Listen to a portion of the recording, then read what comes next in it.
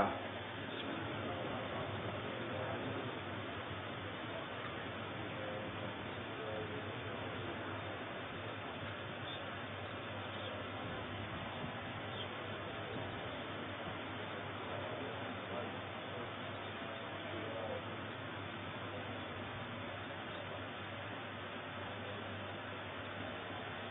حضرات التماس ہے کہ ایک مرتبہ پھر سورہ حمد کی تلاوت فرما کر بانی رضا خانہ سید علی متقی جعفری ابن سید احفاظ حسین مرحوم سیدہ صغیر فاطمہ جعفری بنت علی متقی جعفری نثار بانو بنت علی حسن اور مشہور ماہر تعلیم میر محمد علی صاحب مرحوم اور ایک اور مشہور ماہر تعلیم اور دانشور مرحوم سید مظفر علی شاہ سابق vice chancellor Mehran engineering university, ان تمام حضرات کی روحوں کو ایصال فرمائیں۔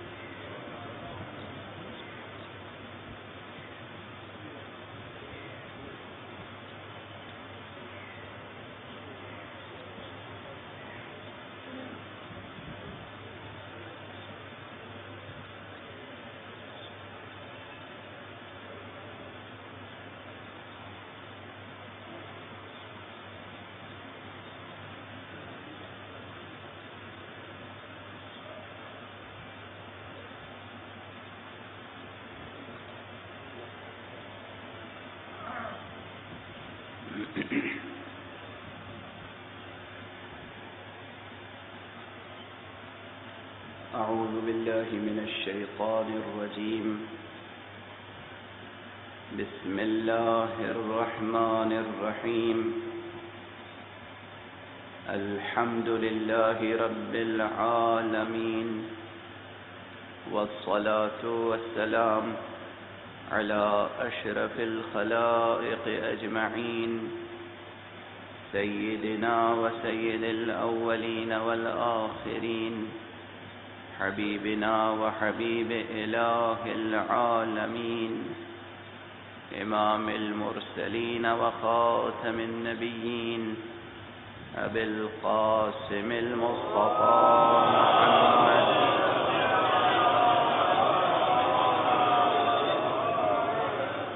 وعلى أهل بيته الطيبين الطاهرين الهداة المهديين المعصومين المظلومين واللعنة الدائمة على أعداء الدين أجمعين. أما بعد، فقد قال الله تعالى عز اسمه في محكم كتابه ومتقن خطابه. بسم الله الرحمن الرحيم.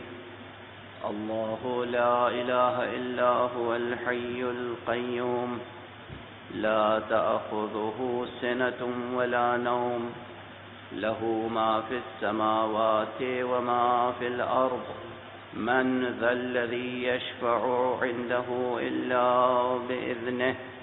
صدق الله العلي العظيم.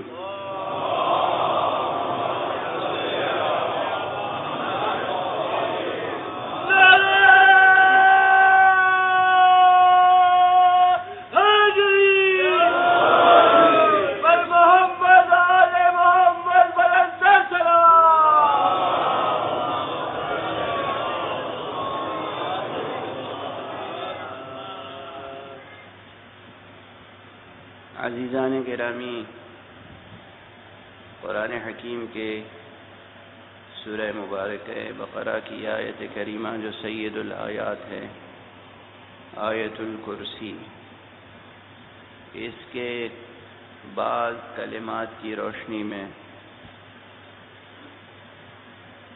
عصر حاضر کے المیہ کو پیش نظر رکھتے ہوئے المیہ کربلا کے حوالے سے گفتگو کو آگے بڑھاتے ہوئے انسان کی معنویت اور قیادت حسین کے عنوان سے گفتگو جاری ہے۔ آیت الکرسی کا یہ جو فقرہ ہے، من ذا الذی یشفع عندہ الا باذنہ،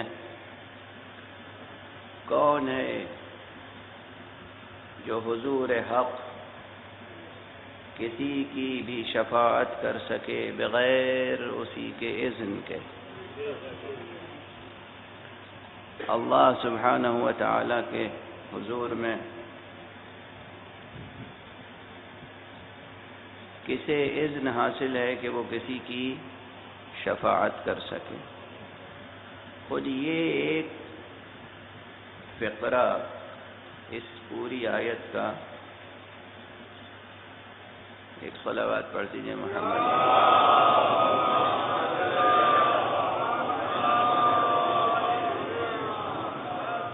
ایک اور صلوات۔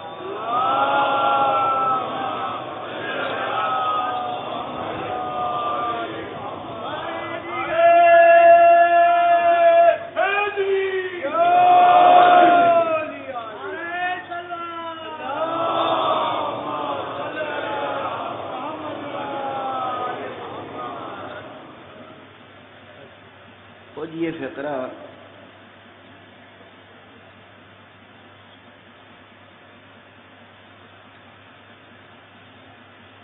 بعض حقائق کو پہلے سے تسلیم کیے بغیر زیر بحث نہیں لایا جا سکتا، اور جب زیر بحث لایا جائے گا، زیر غور لایا جائے گا، تو اس میں کون شفاعت کرے اور کس کی شفاعت کرے؟ تو ظاہر ہے کہ کون شفاعت کرے کا مسئلہ تو بعد میں طے ہوگا، کس کی شفاعت کرے؟ شفاعت کا مسئلہ کم سے کم انسان سے تو جڑا ہوا ہوگا نا، اور جہاں بات انسان تک پہنچے گی تو پھر انسان کی معنویت کا مسئلہ سامنے آ جائے گا۔ اس لیے میں نے کہا تھا کہ یہ ایک دو حرفی کلمہ من، اس کی تشریح میں بہت وقت چاہیے۔ بہت سے مقامات ہیں، میں کل کہہ رہا تھا لفظ کرم، کاف رے میم یا کریم، یہ قابل ترجمہ نہیں ہے۔ بعض ایسے کلمات ہیں قرآن مجید میں جو دو حرفی ہیں، وہ قابل ترجمہ نہیں ہیں۔ بعض ایسے کلمات ہیں جو ایک حرف کے ہیں صرف، لیکن کبھی کبھی ایک حرف پورا کلمہ ہوتا ہے، معلوم ہے نا؟ حرف ایک ہوتا ہے بظاہر، لیکن وہ پورا کلمہ ہوتا ہے۔ اب میں اس کی مثال دے دوں، اگر انگریزی الفابیٹ کسی بچے کو پڑھا رہے ہیں، وہاں اے بی سی پڑھا رہے ہیں، تو وہاں جب اے کہیں گے تو وہ تو ایک لیٹر ہے، ایک سنگل کیریکٹر ہے، ایک لیٹر ہے۔ لیکن جب آپ سینٹنس لکھیں گے دس از اے بک، تو یہاں جو اے ہے وہ لیٹر نہیں ہے، وہ ایک مستقل ورڈ ہے، لیٹر نہیں ہے، یہ ایک ورڈ ہے، ٹھیک ہے نا؟ ایک حرف کا ہے مگر ہے مستقل کلمہ۔ اسی طرح عربی میں اور قرآن مجید میں بھی بعض بظاہر حرف ہیں لیکن ہے مستقل کلمہ، جیسے بائے بسم اللہ۔ اب ایک بائے بسم اللہ، کیا یہ قابل ترجمہ ہے؟ بہت بہت بسم اللہ کے شروع میں جو بے ہے یہ ایک حرف ہے مگر حرف نہیں، نحو کی اصطلاح میں یہ کلمہ ہے مستقل۔ حروف جارہ اس معنی میں حرف تھوڑی ہیں جن معنی میں حروف تہجی ہوتے ہیں۔ کبھی کبھی دو حرف کا کلمہ، ایک حرف کا کلمہ بھی ایسا عظیم ہوتا ہے جو قابل ترجمہ نہیں ہوتا۔ آپ زبان کی نزاکتیں سمجھ رہے ہیں، اور یہ زبان بجائے خود ایک اعجاز الہی ہے، یہ ایک لطف الہی ہے، عنایت پروردگار ہے جو انسان کو زبان کی دولت ملی ہوئی ہے۔ جو لوگ لسانیات میں کام کرتے ہیں اور زبان و ادب میں کام کرتے ہیں، قواعد زبان میں کام کرتے ہیں، انہیں غور فرمانا چاہیے کہ خود بیان جو ہے، بیان سخن، یہ لامتناہی ہے۔ جبکہ یہ پیدا ہوا ہے متناہی عناصر سے. متناہی عناصر سے پیدا ہوا لیکن ہے خود لامتناہی. اب یہ ایک الگ بحث ہے. جس طریقے سے لفظ کرم، جس طریقے سے لفظ کریم، جس طریقے سے اور الفاظ آسانی سے قابل ترجمہ نہیں ہے، اسی طریقے سے یہ من ذا الذی، کون ہے وہ جو شفاعت کرے عند اللہ.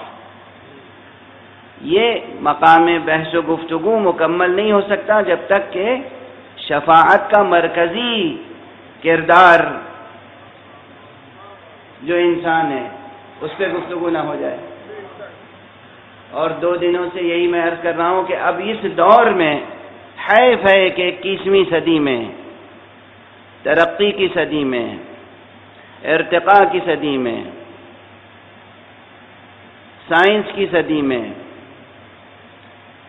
انسان کی معنویت سمجھانی پڑ رہی ہے کہ اس کائنات میں انسان کی عظمت کیا ہے، انسان کی حیثیت کیا ہے، انسان کی حقیقت کیا ہے، انسان کی معنویت کیا ہے. یہ مسئلہ غور طلب ہے. کل میں نے ایک بات عرض کی تھی کہ سائنس کی اہمیت اپنی جگہ پر ہے، میں سائنس کی اہمیت کا منکر نہیں ہوں، مگر انسان کو جو تمغہ نصیب ہوا ہے شرافت کا، بزرگواری کا، عزت کا، عظمت کا، جو تاج اس کے سر پہ رکھا گیا ہے، یہ تاج سائنس کے ہاتھوں سے نہیں رکھا گیا. دراصل یہ تاج دست قدرت نے اس کے سر پہ رکھا ہے اور لسان وحی سے اعلان کیا ہے. لسان وحی سے اعلان کیا ہے. اب دیکھیے میری مجبوری ہے کہ بعض ترکیبیں اور بعض الفاظ وہی زبان پہ جاری ہو جاتے ہیں جو ہم نے حوزوی بحثوں میں استعمال کیے ہیں اور بزرگوں سے سنے ہیں اور خود اسے دہراتے رہے ہیں. اور جب مجلس میں علماء تشریف فرما ہوتے ہیں تو اور بھی سہولت محسوس ہوتی ہے، جیسے لگتا ہے کہ کوئی ہم سخن موجود ہے. آپ سب ہمارے ہم سخن ہیں، مگر جب علماء ہوتے ہیں، ہمارے برادر عزیز حجت الاسلام والمسلمین مولانا سید افتخار عابد صاحب، پروردگار ان کا سایہ برقرار رکھے اور مومنین کو ان سے زیادہ سے زیادہ استفادے کی توفیق عطا فرمائے. تشریف فرمائیں اور ہمارے علماء تشریف فرمائیں، دانشور حضرات تشریف فرمائیں. یہ جو میں لسان وحی کی ترکیب استعمال کر رہا ہوں، دست قدرت کی ترکیب استعمال کر رہا ہوں، اور خود لفظ سخن، اب جس دور میں ہم گفتگو کر رہے ہیں اس میں سخن اور فلسفہ سخن سے آشنا لوگ بہت کم ہیں. ایک دور تھا اسی بر صغیر میں جب ہر فرد کو ذوق سخن نصیب تھا. اب صورتحال اس سے کہیں زیادہ دیگرگوں ہے کہ زبان اور ادب کے مسائل اور سخن کے مسائل ہم ان کے سامنے پیش کریں، لیکن ان مسائل کا حوالہ دیے بغیر بات مکمل بھی نہیں کی جا سکتی. انسان کی عظمت کے تعلق سے کل جو میں نے گزارش کی آپ کے سامنے کہ سائنس نے انسان کی قوتوں کا اظہار تو کیا ہے، لیکن انسان کے منصب کا اعلان وحی نے کیا ہے. توجہ ہے، انسان کے عہدے کا اعلان، انسان کے منصب کا اعلان. انسان کو عظمت کہاں سے ملی؟ اسی صدائے وحی سے کہ جس میں کہا گیا وَلَقَدْ كَرَّمْنَا بَنِي آدم، ہم نے بنی آدم کو کرامت بخشی. یہاں پر ایک لطیف سی بحث ہے اور بہت عمیق بحث ہے. آیا یہ اعلان وَلَقَدْ كَرَّمْنَا، ہم نے انسان کو کرامت بخشی، یہ بیان تشریع ہے یا اعلان تکوین؟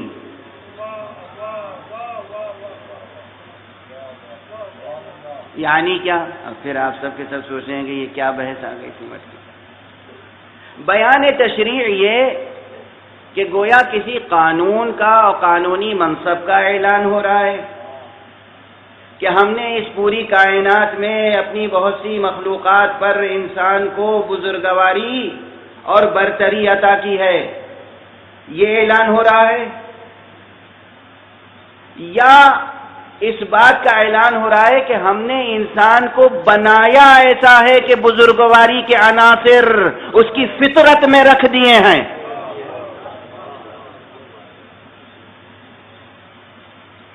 اور ہمارے اگر انسان کی ترکیب میں، انسان کی تخلیق میں، انسان کی تقویم میں، انسان کے وجود میں، انسان کے اس جسم اور روح کی ترکیب میں اس کی بزرگواری کے عناصر رکھ دیے گئے ہیں اور اعلان کیا جا رہا ہے کہ وَلَقَدْ كَرَّمْنَا بَنِي آدم، تو اس کے معنی ہے کہ اعلان رموز تکوین ہے، یعنی ہم نے بنایا ہی ہے اسے بزرگوار،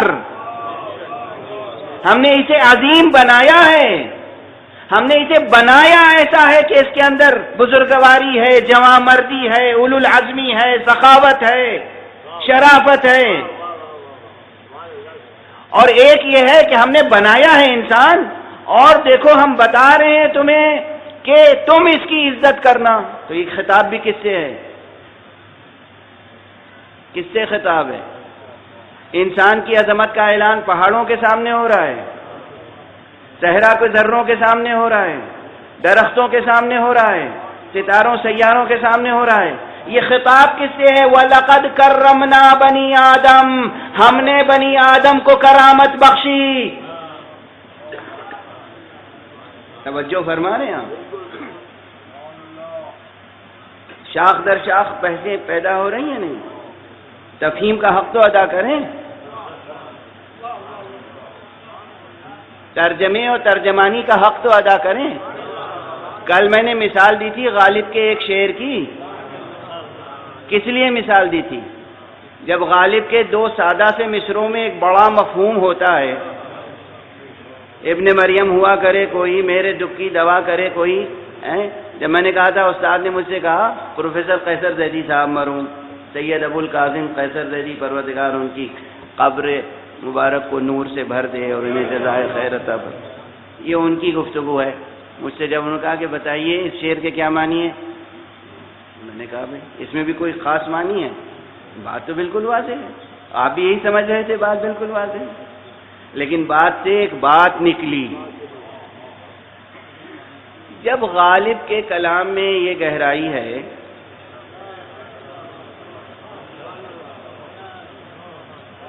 تب تو کوئی یعنی بلا تشبیہ کی بات ہے، تشبیہ کا تو کوئی مقام نہیں۔ کہاں غالب بادہ خار، کہاں غالب بلا نوش، کہاں غالب گنہگار، کہاں غالب خطا کار، اور کہاں نعوذ باللہ کوئی تو تقریب ذہن کے لیے بات عرض کر رہا ہوں۔ کلام کلام خالق ہے، اور فرما رہا لقد وَلَقَدْ كَرَّمْنَا، اور بے شک ہم نے بنی آدم کو کرامت بخشی۔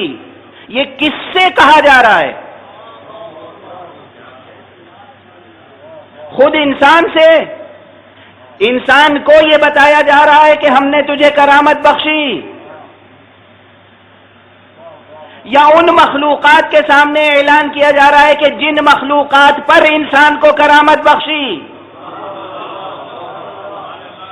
یہ بھی تو ایک جہت ہے، اور اگر اس جہت کو آپ ناممکن نہیں قرار دیتے، سمجھتے ہیں کہ یہ جہت ہے، تو اس کے معنی یہ ہے کہ یہی قرآن مجید انسان کو بھی مخاطب کرتا ہے اور کائنات کے ذرے ذرے کو خطاب کرتا ہے۔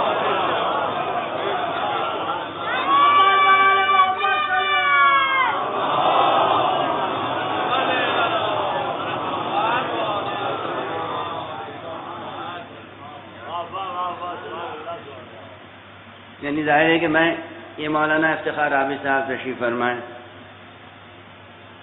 میں انہیں پہچانتا ہوں، یہ مجھے پہچانتے ہیں، آپ حضرات فرض کیجیے کہ نہیں پہچانتے۔ اب میں ان کی کسی بڑائی یا بزرگواری یا صفت یا عہدے یا منصب کا اعلان کروں گا تو میں کہوں گا کہ یہ بہت اچھے مقرر ہیں اور بہت ذمہ دار عالم ہیں اور بہت متقی پیش نماز ہیں، تو کس کے لیے کہوں گا؟ تاکہ آپ لوگ سنیں اور ان کے پیچھے نماز سچی نیت سے پڑھیں۔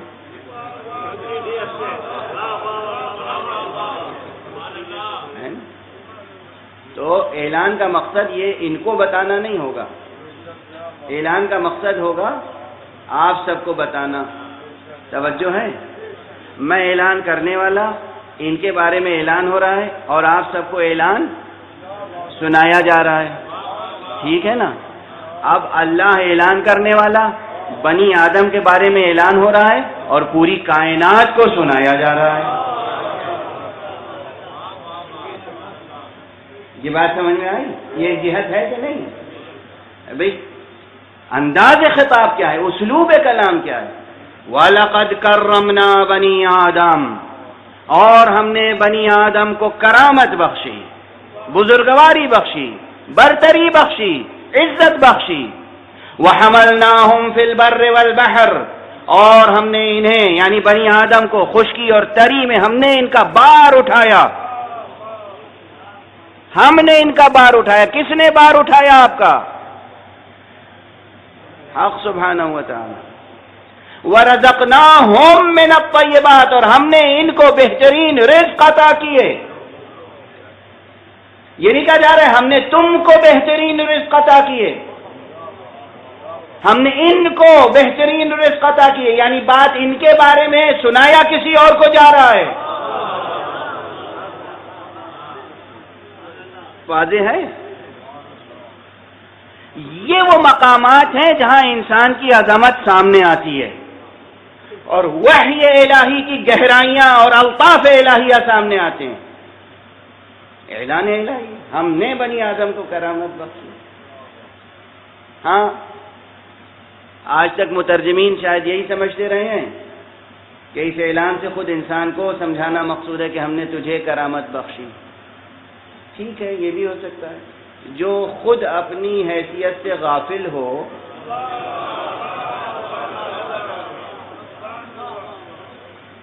اسے بیدار کر کے بتانا پڑتا ہے کہ تیری حیثیت کیا ہے۔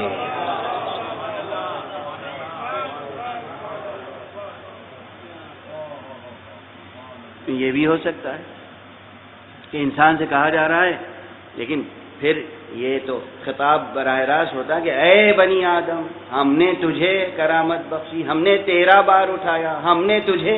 دوسرے مقامات پہ اس انداز سے بھی مضامین ہیں، لیکن اس آیت کا انداز جہاں انسان کی معنویت کو آشکار کیا جا رہا ہے وہ بہت قابل غور ہے، بہت قابل غور ہے کہ انسان کو کس طرح سے تاج کرامت عطا کیا گیا۔ سمجھ میں آ رہی ہے بات؟ آپ کو اپنی حیثیت کا اندازہ ہے کہ آپ کیا ہیں؟ احساس کمتری میں نہ رہیے گا، بیجا احساس برتری میں بھی مبتلا نہ ہو جائیے گا۔ جتنے ہیں اتنے ہی رہیے، زمین کو زمین اور فلک کو فلک سمجھیے۔ زمین کو آسمان اور آسمان کو زمین نہ کہیے۔ اور یہ بات یاد رکھیے کہ کہا گیا ہے کہ ہم نے بنی آدم کو کرامت بخشی، اور ہم نے اس کا اب بات آ گئی ہے اور آیت بھی آپ کے سامنے میں پڑھ رہا ہوں، تو دو نقطے تربیتی اور تعلیمی اعتبار سے عرض کرتا ہوا آگے بڑھوں۔ اگر انسان کو اپنی عزت، اپنی کرامت، اپنا شرف محفوظ رکھنا ہو تو اس آیت میں جو تہ در تہ سبق ہے موجود اس پر غور کرنے کی ضرورت ہے۔ کیا سبق ہے؟ ایک کلی بات حق سبحانہ و تعالی نے فرمائی کہ ہم نے بنی آدم کو کرامت بخشی۔ اب یہاں بحث موجود ہے، ابھی پوری نہیں ہوئی ہے کہ کرامت سے مراد کیا کیا ہے، کون کون سی باتیں کرامت میں شامل ہیں۔ لیکن اس کے بعد یہ ایک کلی بحث ہے، اس کے بعد جو بات کہی گئی وہ یہ کہ اور ہم نے اس کا بار اٹھایا ہے بر و بحر میں، خشکی اور تری میں، یعنی تمام کائنات میں ہم نے اس کا بار اٹھایا ہے۔ اس کے معنی یہ ہیں کہ انسان کا بار بجز ذات حق اگر کسی اور پر ہوگا تو انسان کی کرامت محفوظ نہیں رہے گی۔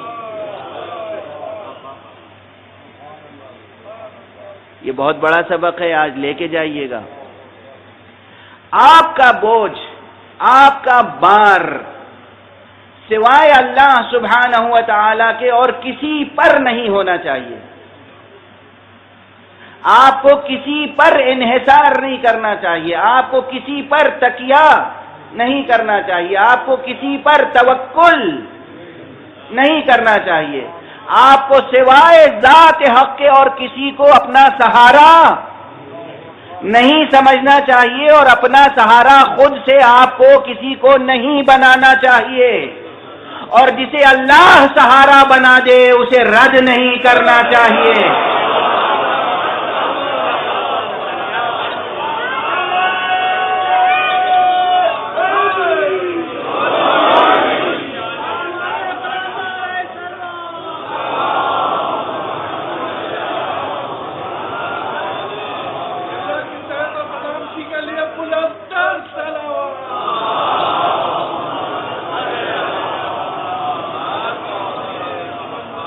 یہ سب زندگی کے عملی سبق ہیں عزیزان گرامی، یہ عملی سبق۔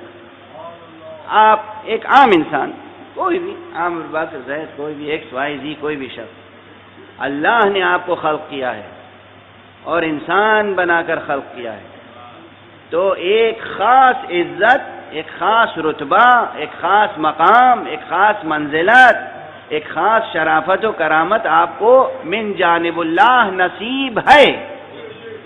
کوئی شخص کائنات کا آپ کی اس عزت کو سلب نہیں کر سکتا۔ جو عزت اللہ نے آپ کو دی ہے وہ کوئی آپ سے چھین نہیں سکتا، اور جو عزت آپ کو نہیں بخشی ہے اللہ نے، پوری کائنات مل کر بھی چاہے کہ وہ عزت آپ کو عطا کر دے تو عطا نہیں کر سکتی۔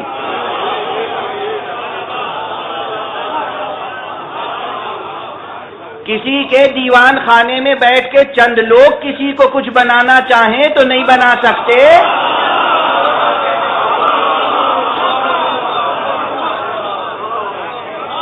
میں چند لوگوں کی بات نہیں کر رہا ہوں، پوری کائنات مل کر کسی کو کچھ بنانا چاہے کچھ نہیں بنا سکتی۔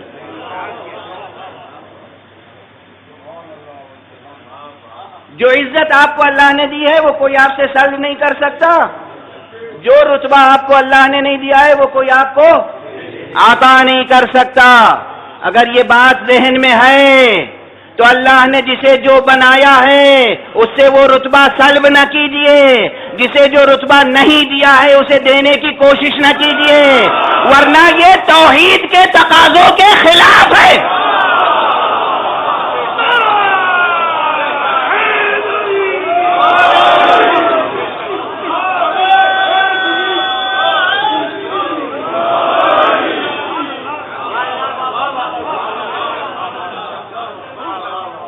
توحید کے تقاضوں کے خلاف ہے۔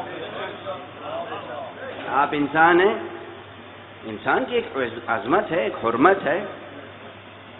ایسا نہ سمجھیے کہ کچھ خاص لوگوں کی عزت و حرمت ہے، ان کے خون کی قدر و قیمت ہے، ان کی جان کی قدر و قیمت ہے، ان کے مال کی قدر و قیمت ہے، ان کی عزت و آبرو کی قدر و قیمت ہے۔ ہر انسان کی جان، ہر انسان کا خون، ہر انسان کی عزت و آبرو، ہر انسان کا مال محترم ہے، اس کا ایک احترام ہے، اس کا ایک تقدس ہے، اس کی ایک حرمت ہے، اس کی ایک ضمانت ہے۔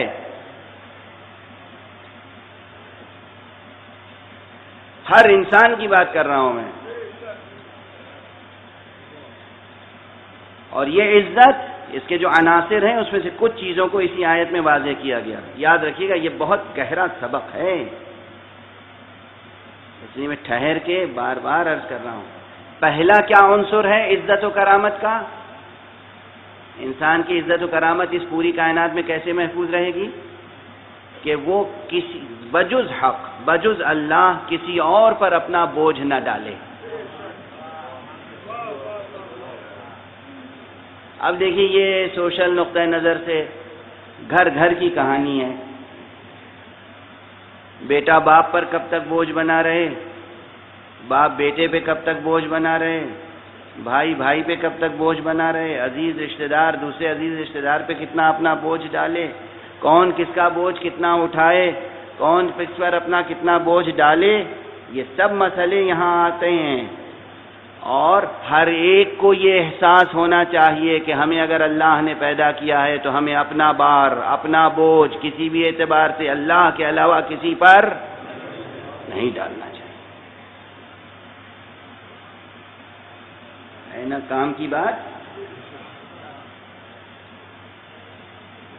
اب یہ بہت بڑی بحث ہے، چھوٹی بحث تھوڑی ہے۔ اس کا انطباق صلہ رحم کے احکام بیچ میں آئیں گے، تربیت کے احکام آئیں گے، کب تک کون کس کی تربیت کرے، کب تک کون کس کا بوجھ اٹھائے۔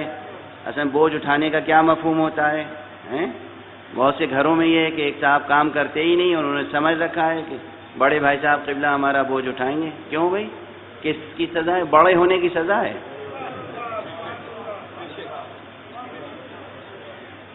بڑے بھائی صاحب ہمارا قرض دے رہے ہیں تو دیتے رہیں گے، کیوں؟ اس لیے کہ وہ بڑے ہیں۔ ایک صاحب اپنی بڑائی مجھ پر بار بار ثابت کر رہے تھے، تو میں نے کہا قبلہ اگر آپ مجھ سے پہلے پیدا ہو گئے تو اس میں میرا کیا قصور ہے؟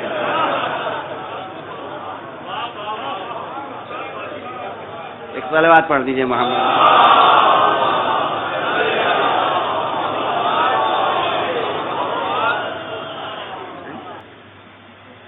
اگر کوئی کسی سے پہلے پیدا ہو گیا تو اس کا کیا قصور ہے، اور کوئی کسی کے بعد میں پیدا ہوا تو کیا قصور ہے؟ حق سبحانہ و تعالی اللہ نے اعلان کیا ہے کہ وَلَقَدْ كَرَّمْنَا بَنِي آدَمَ وَحَمَلْنَاهُمْ فِي الْبَرِّ وَالْبَحْرِ، بر و بحر میں، خشکی اور تری میں، پوری کائنات میں ہم نے اس انسان کا بار اٹھایا ہے۔ یہ فقرہ بہت تشریح طلب ہے۔ کس کس طرح کا بار، کس کس مقام پر بار؟ ایک معاشی بار ہوتا ہے، ایک اخلاقی ہوتا ہے، ایک اخلاقی بار ہوتا ہے، کسی کی ذمہ داری کوئی لے لیتا ہے، ایک معاشی وزن اور بوجھ ہوتا ہے، ایک فزیکل ہوتا ہے۔ آپ کار پہ بیٹھتے ہیں تو آپ کا وزن کون اٹھاتا ہے؟ ہوائی جہاز پہ بیٹھتے ہیں تو آپ کا بار کون اٹھاتا ہے؟ کشتی پہ سوار ہوتے ہیں تو آپ کا بار کون اٹھاتا ہے؟ ایک ہے روزی روٹی والا بار، ایک ہے سواری والا بار، ایک ہے اخلاقی بار۔ اب بار کی کتنی قسمیں ہیں؟ انگریزی کے بار تک نہ پہنچ جائیے گا۔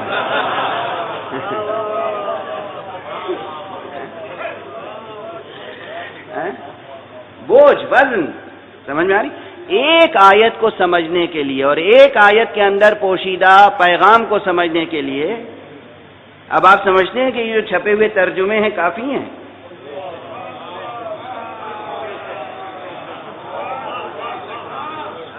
یہ جو چھپے ہوئے ترجمے ہیں کافی ہیں؟ حق سبحانہ و تعالیٰ نے، میں نے ابھی کرمنا کی بھی تشریح نہیں ہوئی ہے، ابھی صرف ہیڈنگ میں نے بیان کی ہے کہ آخر کرمنا میں بیان تشریح ہے یا اعلان تکوین؟ اب بار میں کون سا بار مقصود ہے؟ لیکن کلن اتنی بات تو سمجھ میں آ گئی آپ کو کہ اللہ نے آپ کو بڑائی عطا کی۔ اس بڑائی کا ایک بڑا رکن یہ ہے، آپ کی بڑائی تب تک مسلم رہے گی جب آپ اپنا بوجھ اس کے علاوہ کسی اور پر نہ ڈالیں۔ یہ سبق لے کے جائیں، مائیں پالنے میں، جھولے میں، آغوش میں اپنے بچوں کی اخلاقی تربیت یہ کریں، بیٹا تمہیں اللہ کے علاوہ کبھی کسی پر اپنا بوجھ نہیں ڈالنا ہے، اللہ کے علاوہ کسی پر تمہیں توکل نہیں کرنا ہے، اللہ کے علاوہ کسی پر تمہیں تکیہ نہیں کرنا ہے، اللہ کے علاوہ تمہیں کسی پر بھروسہ نہیں کرنا ہے۔ یہ سبق دینا نہ بھولیں بچوں کو۔ اور ہر مرحلے میں اپنی زندگی میں اللہ کو یاد رکھیں، ہر سانس کے ساتھ اللہ کو یاد رکھیں۔ کشتی پر بھی کشتی آپ کا بار نہیں اٹھاتی، اللہ ہے جو آپ کا بار اٹھائے ہوئے ہے۔ ہوائی جہاز میں ہوائی جہاز آپ کا بار نہیں اٹھاتا، اللہ ہے جو آپ کا بار اٹھائے ہوئے ہے۔ کسی سواری پر کوئی سواری آپ کا بار نہیں اٹھاتی، اللہ ہے جو آپ کا بار اٹھاتا ہے۔ اس نے اس سواری کو آپ کے لیے مسخر کر دیا ہے، اس نے اس فضا کو، اس کائنات کو آپ کے لیے مسخر کر دیا ہے۔ تو دراصل بار اٹھا رہا ہے وہ، یہ چیزیں ذریعہ ہیں، وسیلہ ہیں، آلہ ہیں، اوزار ہیں۔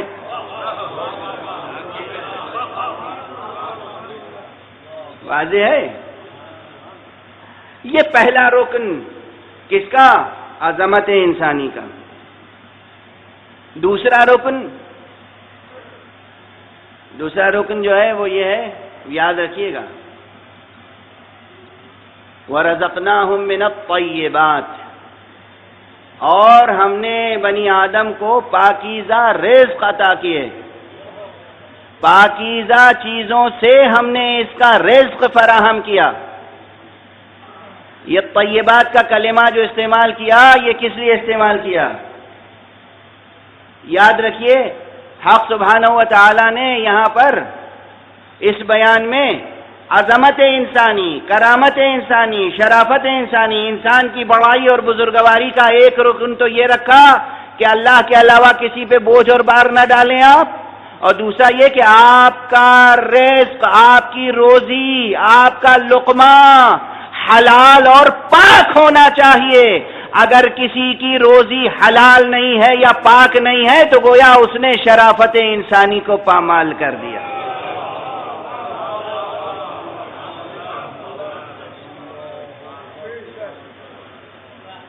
وہ انسان بڑا انسان نہیں ہے۔ ایسے بیانات پہ تو واہ واہ نہیں ہونا چاہیے نا، نہ واہ واہ ہونا چاہیے اور نہ نعرہ لگنا چاہیے۔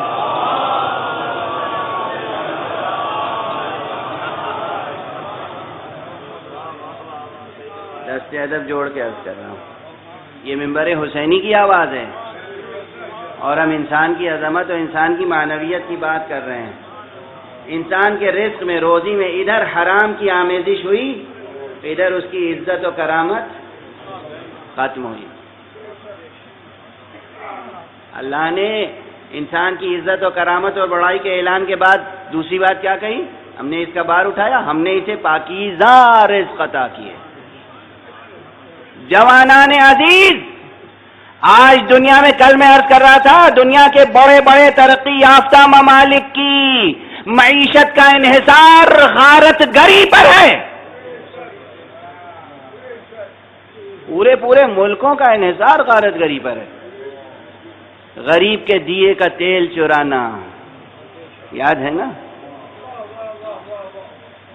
اب میں ہی شعر کہوں، میں ہی تشریح کروں، یہ تو نہ زحمت دیجیے مجھے۔ کبھی کبھی ایسا بھی ہو کہ میں شعر کہوں، آپ خود سے تشریح کر لیجیے۔ اب غریب کون ہے اور دیا کیا ہے اور سوراخ کیا ہے اور تیل کیا ہے، اتنی بات تو سمجھ میں آ جاتی ہے نا۔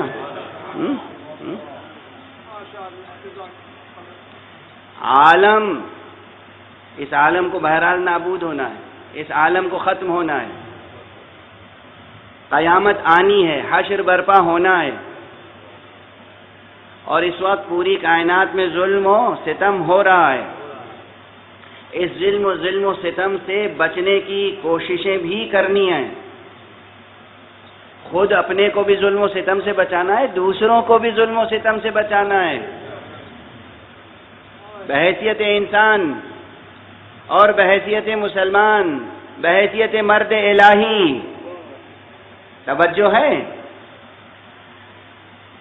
تو یہ سبق بھی ہمیں یاد رکھنا ہے۔ اس سبق کے ساتھ پہلا سبق کیا ہے کہ اگر ہمیں اپنی بزرگی، اپنا تاج عزت، تاج کرامت اگر محفوظ رکھنا ہے تو اپنا بار سوائے ذات حق کے کسی اور پہ نہیں ڈالنا ہے۔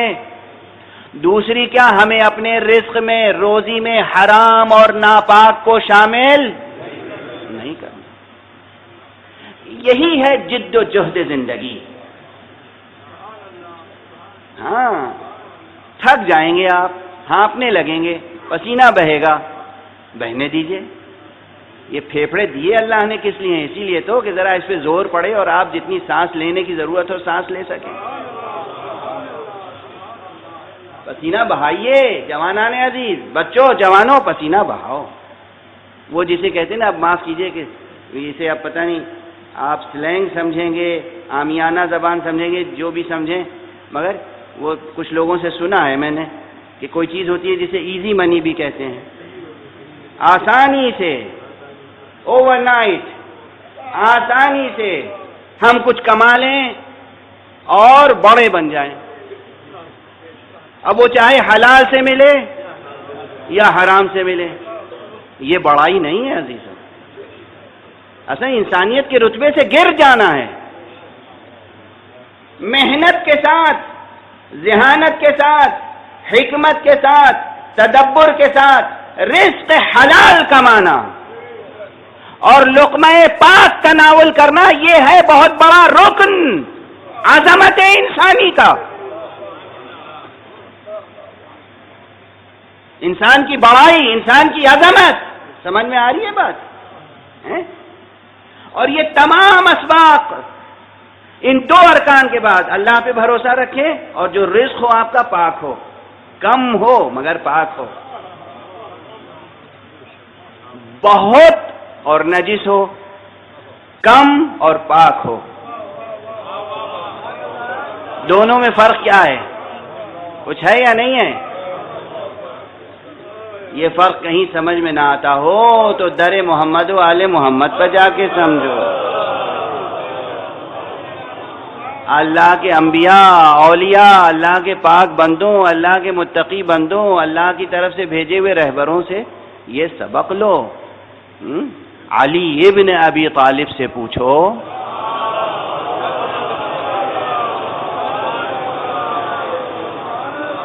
وہ جملہ کتنی بار سنا ہے آپ نے؟ مولا کائنات نے دنیا کو ٹھوکر ماری اور کہا کہ اے دنیا کے زر و جواہر، مجھے دھوکہ دینے کی کوشش نہ کرنا. اے دنیا، تو مجھے دھوکہ دینے کی کوشش نہ کر، میں نے تجھے 3 طلاقیں دے دی ہیں. یہ کس مقام سے گفتگو کر رہے ہیں علی؟ کس مقام سے گفتگو کر رہے ہیں؟ وہ سیرت آپ سنتے ہیں مولا علی کی کہ سوکھی روٹیاں تھیلی میں بند کرتے تھے، اس تھیلی پہ مہر لگا دیتے تھے. مہر لگانے کے کیا معنی؟ وہ سوکھی روٹی کے ٹکڑے کون چرائے گا؟ پوچھا گیا علی، آپ جیسا سخی، آپ جیسا جواد، آپ جیسا دریا دل، آپ جیسا معجز نما، یہ سوکھی روٹی کے ٹکڑوں کو تھیلی میں رکھ کے مہر لگاتے ہیں. کہا اس لیے کہ میرے بچے کہیں اس میں میری خاطر زیتون کا تیل نہ لگا دیں، اسے نرم کرنے کی کوشش نہ کریں.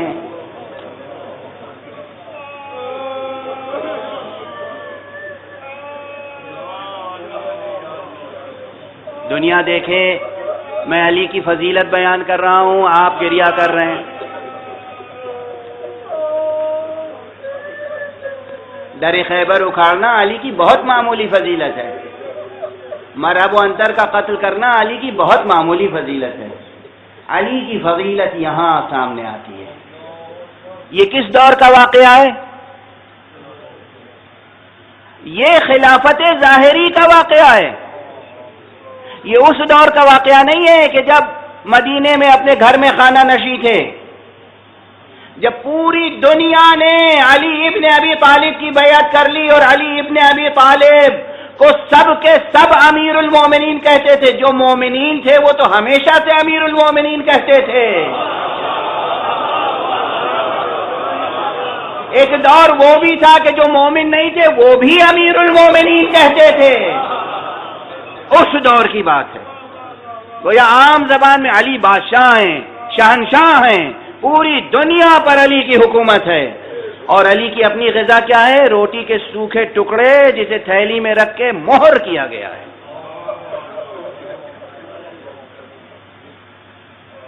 قیامت تک علی کی عظمت کے قصیدے پڑھے جائیں گے. کیوں؟ اس لیے کہ علی نے خدا کے علاوہ کسی پہ بھروسہ نہیں کیا، اور علی نے اپنے لقمے کو کبھی دنیا سے آلودہ نہیں کیا۔ کس قدر تیزی سے وقت گزر جاتا ہے، لیکن بہرحال اب یہ بحثیں کیے بغیر آگے میں نہیں بڑھ سکتا۔ علی کی ولایت کا کلمہ پڑھنے والوں ناز کرو، شکر کرو کہ تمہیں ولایت علی کا سبق نصیب ہے۔ ساری دنیا جب شرمسار ہوگی، نادم ہوگی، ذلیل و خوار ہوگی تو تم ہی سرفراز ہوگے۔ تم نے ایسے مرد الہی کو اپنا امام مانا ہے، ایسے مرد الہی کو اپنا ولی مانا ہے، ایسے مرد الہی کو اپنا پیشوا مانا ہے، ایسے مرد الہی کو اپنا سرپرست اور حاکم مانا ہے، جو اس عہدے اور منصب کے نہ صرف یہ کہ خود لائق ہے بلکہ جسے اللہ نے اس عہدے اور منصب پر فائز کیا ہے۔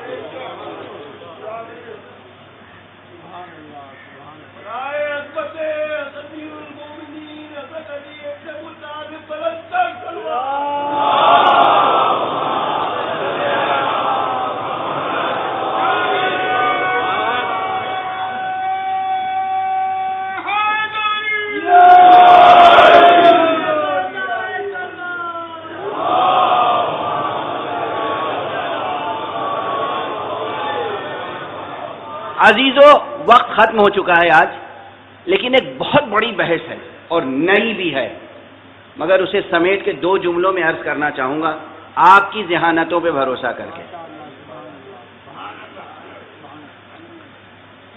عظمت انسانی کے حوالے سے گفتگو ہے، انسان کی معنویت کے حوالے سے گفتگو ہے۔ میں نے عرض کیا تھا کہ انسان کی عظمت اور معنویت کی اساس توحید حق ہے، اور توحید حق کے بعد اگر اقداری اعتبار سے کوئی دوسری شے آتی ہے تو وہ ہے حریت۔ اور حریت کے معنی میں نے کیا بیان کیے تھے کہ سوشل سائنسز کی اور سوشل فلسفی کی کتابوں میں جا کے کھنگالیے گا کہ فریڈم کی ڈیفینیشن کیا ہے اور کیا ہونی چاہیے۔ جو میں نے ڈیفینیشن پیش کی تھی پھر دہرا رہا ہوں، اور ابھی اس کی تشریح باقی ہے۔ انسان اگر اپنی بڑائی اور عزت و عظمت کو باقی رکھنا چاہے تو وہ یاد رکھے کہ اس کے اندر یہ جرأت، یہ صلاحیت ہونی چاہیے کہ وہ پوری جرأت کے ساتھ حق کو اختیار کر سکے، پوری بے باکی کے ساتھ باطل کو رد کر سکے۔ یاد ہے نا یہ؟ اچھا، یہ بھی طاقت کب پیدا ہوگی؟ جب انسان کا توکل خدا پر ہو، لقمہ ہمیشہ حلال ہو۔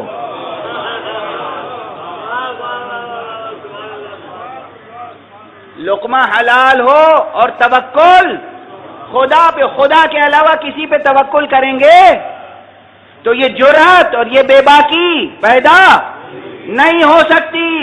اور یہ سب تھیوری سے لے کر پریکٹس تک، آئیڈیالوجی سے لے کر ڈسپلن تک، یہ اگر سیکھنا ہو تو سوائے محمد و آل محمد کے کوئی اور در ملے گا نہیں۔ صرف دعویٰ نہیں کر رہا ہوں، 2 جملوں میں دلیل عرض کروں گا، تفصیلات بعد میں۔ امام حسین کے حوالے سے گفتگو ہو رہی ہے نا، انسان کی معنویت اور قیادت حسین۔ قیادت حسین سے ہم نے کیا سیکھا؟ باطل کی بیعت کسی بھی حالت میں نہ کرو۔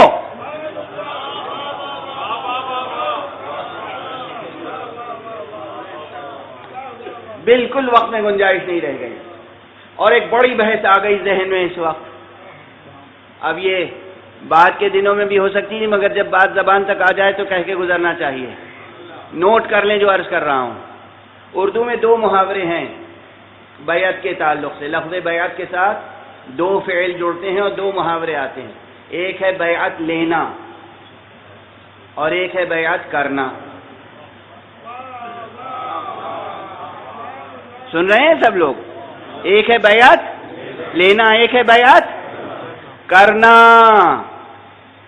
پھر دہراؤں، بیعت کرتا کون ہے؟ حاکم کی بیعت وہ کرتا ہے کہ جو رعایا میں شامل ہو۔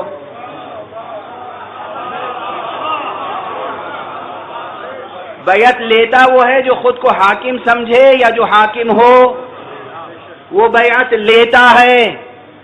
بیعت لینا کسے اچھا نہیں لگتا؟ بیعت لینا یعنی رعایا آئے اور وہ بیعت کریں اور یہ بیعت لیں، توجہ ہے؟ بیعت لینا، جو حاکم ہے وہ بیعت لیتا ہے، جو محکوم ہے وہ بیعت کرتا ہے۔ حسین نے بیعت نہیں کی، یہی تشریح ابھی تک نہیں ہو سکی اور لوگ ابھی تک ہضم نہیں کر پا رہے ہیں کہ حسین نے بیعت کیوں نہیں کی۔ یہ دیکھو حسین بیٹا کس کا ہے؟ حسین نے بیعت نہیں کی، علی نے بیعت نہیں لی۔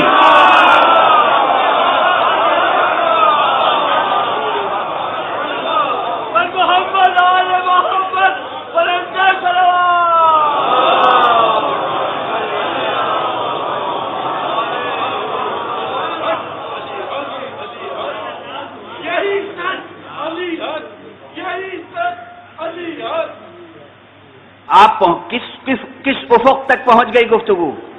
کچھ سمجھ میں آئی بات؟ بھئی آپ سمجھتے ہیں انانیت کا مسئلہ ہے، خودی کا مسئلہ ہے، غرور کا مسئلہ ہے، ایگو کا مسئلہ ہے کہ حسین نے کہا میں بیعت نہیں کروں گا، میں خود کو محکوم نہیں سمجھوں گا۔ اگر باطل کی بیعت کرنا حرام ہے تو باطل شرائط کے ساتھ بیعت لینا بھی حرام ہے۔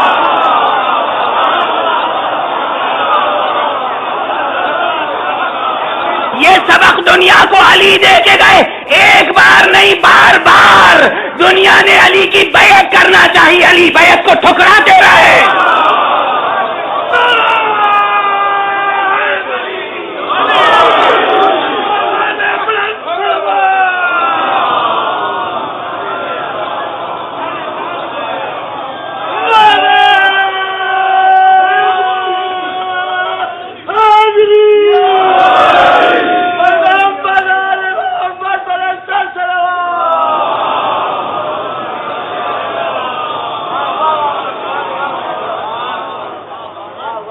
دنیا والوں، دنیاوی اینک لگا کے دیکھنے والوں، تمہاری یہ سمجھ میں نہیں آتا کہ حسین نے بیعت کی کیوں نہیں؟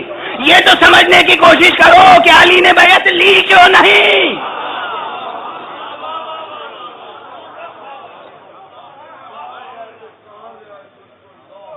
حسین اس علی کا بیٹا ہے جو باطل شرائط کے ساتھ بیعت لیتا نہیں، تو یہ بیعت کر کیسے سکتا ہے؟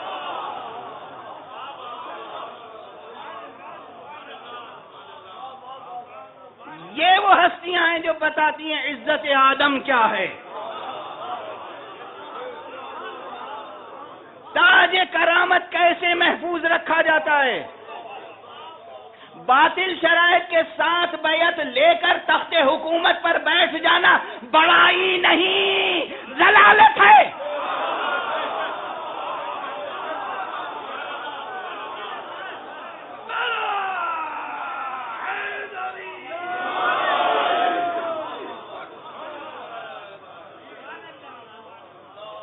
اب سمجھے انسان کی معنویت کہاں سے سمجھ میں آئے گی؟ کون بتائے گا انسان کی بڑائی کے عناصر کیا ہیں؟ بار بار سوچئے گا یہ مقام، بس دو محاوروں پہ سوچئے گا، بیعت کرنا اور بیعت لینا۔ ابھی تک دنیا کی سمجھ میں نہیں ہے حسین نے بیعت کی کیوں نہیں؟ حسین بیعت کر لیتے تو کیا بڑی بات تھی؟ ارے علی نے بیعت لی نہیں، لینے سے انکار کیا۔ تاریخ ہے یا نہیں؟ بس اب سے زیادہ موقع نہیں ہے، وقت بالکل ختم ہو چکا، 2-3 منٹ سے زیادہ نہیں ہے اب میرے پاس۔ نہ علی نے بیعت لی نہ حسین نے بیعت کی، علی بھی شہید ہوئے، حسین بھی شہید ہوئے۔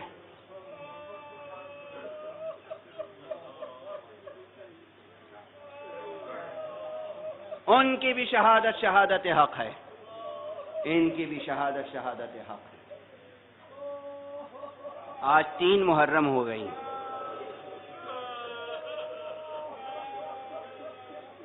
جب حسین علیہ السلام کربلا کی طرف بڑھ رہے تھے تو ایک منزل وہ آئی جہاں جناب مسلم ابن عقیل کی شہادت کی خبر ملی.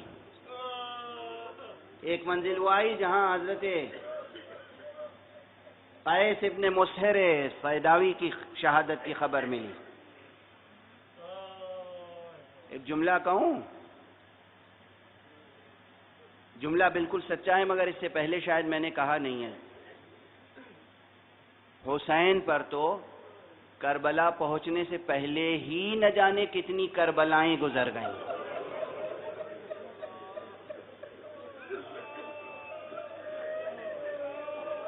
عرض کربلا پہنچنے سے پہلے کتنی کربلائیں گزر گئیں.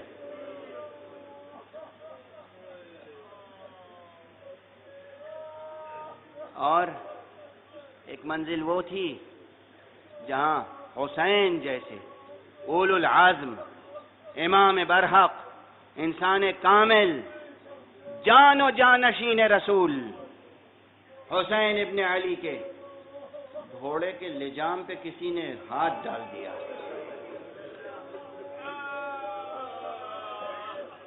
یہ کون تھا؟ حر. راستے میں آ کے حائل ہوا. اگر امام حسین کی عظمت سامنے ہو تو یہ گستاخی کوئی معمولی ہے. حر نے لجام فرس پہ ہاتھ ڈالا. ہم آپ کو آگے نہیں بڑھنے دیں گے. حر سے امام کی جو کچھ گفتگو ہوئی اب بالکل دامن وقت میں گنجائش نہیں ہے. 2-3 فقرے عرض کر رہا ہوں. گفتگو تو ہوئی مگر سب سے پہلے امام حسین نے کیا کیا؟ جب یہ آئے ہیں تو حر اور ان کے ساتھ جتنے سپاہی تھے وہ سب پیاسے تھے. اور سپاہی پیاسے نہیں تھے، گھوڑے بھی پیاسے تھے. گھوڑے کی زبان، گھوڑوں کی زبانیں نکل آئی تھیں. امام حسین نے پہلا حکم کیا دیا اپنے ساتھیوں کو؟ عباس، علی اکبر، دیکھ رہے ہو یہ سب پیاسے ہیں، ان سب کو پانی پلاؤ. جتنا پانی ذخیرہ کر رکھا ہے انہیں پلاؤ. کسی نے کہا بھی آقا ہمیں ابھی سفر درپیش ہے. کہا ہاں ہمیں سفر درپیش ہے مگر یہ پیاسے ہیں، انہیں پانی پلاؤ. انہیں پانی پلایا گیا. اور نہ صرف یہ کہ سپاہیوں کو، انسانوں کو پانی پلایا گیا، ان کی سواری کے جانوروں کو بھی پانی پلایا گیا، گھوڑوں کو بھی پانی پلایا گیا. اور پانی پلانے والے حسین کے ساتھ بہت تھے مگر حسین کریم ابن کریم ابن کریم ابن کریم، ساقی کوثر کا بیٹا حسین، ساقی محشر کا نواسا حسین، ساقی مطلق کا جانشین حسین. ایک شخص کہتا ہے کہ میں پیاسا اتنا تھا کہ میری آنکھوں کے نیچے اندھیرا تھا، مجھے کچھ نظر نہیں آ رہا تھا. حسین کی طرف سے پلانے والے پانی پلانے کی کوشش کر رہے تھے مگر مجھ سے پانی پیا نہیں جا رہا تھا، زمین میں گر رہا تھا. تو آقا حسین خود اپنی جگہ سے اٹھے، میرے قریب آئے اور مشکیزے کے دہانے میں اپنا چلو لگایا اور مجھے پانی پلایا. یہ حسین ہیں جو دشمن کو پانی پلاتے ہیں. اور وہ حسین کے دشمن ہیں کہ جب روز عاشورا حسین 6 مہینے کے بچے کو لے کر آتے ہیں ہاتھوں پر اور کہتے ہیں تمہاری نگاہ میں اگر میں گنہگار ہوں تو اس 6 مہینے کے بچے نے کیا قصور کیا ہے؟ یہ پیاسا ہے، اسے پانی پلا دو. اسے پانی پلانے کے بجائے تیرے سے شعبہ سے سیراب کرتے.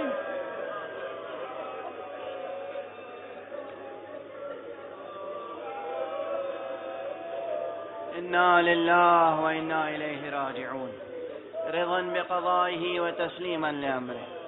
پروردگار ہمیں علوم قرآن اور معارف اہل بیت سے آشنا فرما. پروردگار اس مجلس عزا و شرف قبول عطا فرما. پروردگار تمام سامعین و حاضرین کو تاج کرامت انسانی سے سرفراز فرما. پروردگار ہمارے دلوں میں نور ولایت محمد و آل محمد فروزہ فرما. پروردگار ہماری نسلوں میں قیامت تک اہل توحید و اہل ولایت کو خلق فرما۔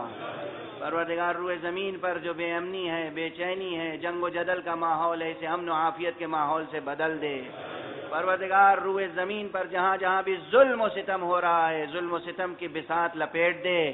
پروردگار امن و عافیت اور عدالت و انصاف کا پرچم لہرا دے۔ اپنے ولی آخر کو اذن ظہور عطا فرما اور ان کے ہاتھوں سے اپنی رحمت و رافت و عدالت کا پرچم لہرا دے۔